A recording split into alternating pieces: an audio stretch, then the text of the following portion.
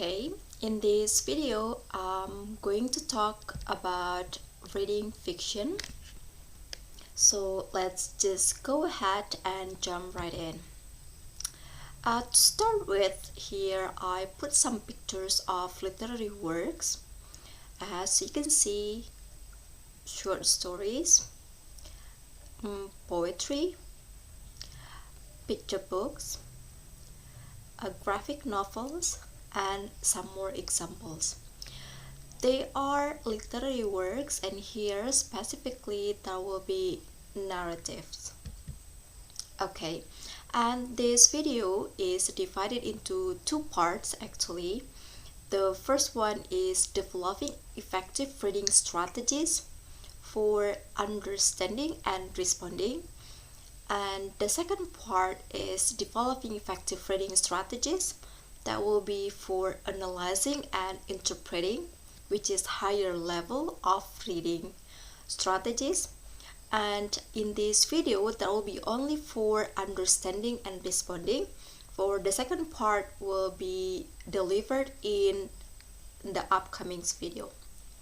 Okay, the first one, understanding and responding. This will be talking about effective approaches to reading even the most difficult stories. So it means that you'll have the strategies for reading. And then the first one, that will be guidelines for a first reading. Here you can consider that this is the first time you find the object, the literary work, and this will be the first time for you to read the literary work. What you need to do first is review the story by reading the title, of course, and then biographical information about the author and the discussion of the context of the story. And after that, you can move on with reading through once to try to grasp what is happening without a dictionary.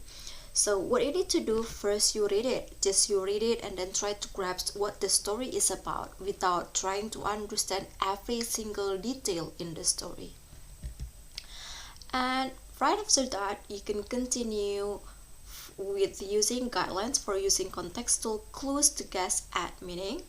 Here you can find out what precedes and follows the word or expressions. For example, find out the grammatical form within the same sentence, other keywords or expressions, including important ideas and significant scenes. And after that, try to determine whether the word has positive or negative connotation. And continue with considering how the word fits into the whole story. Okay, next on, you have the guidelines for annotating. I'm not going to read every single detail here, but of course, you can read this back and forth with your reading. So for example, like first you need to express an emotion you feel in response to what you have just read, and then recall personal association. You can even make connection with something else you have read, and then create headings, write brief summaries of different scenes, and then underline in some way, mark or a certain passage, write definition of unfamiliar vocabulary words, and ask questions. So if it's me, I'll have some notes, like you can have this kind of sticky notes. You can write any notes regarding your reading. Okay, and next on, guidelines for making a reading log entry.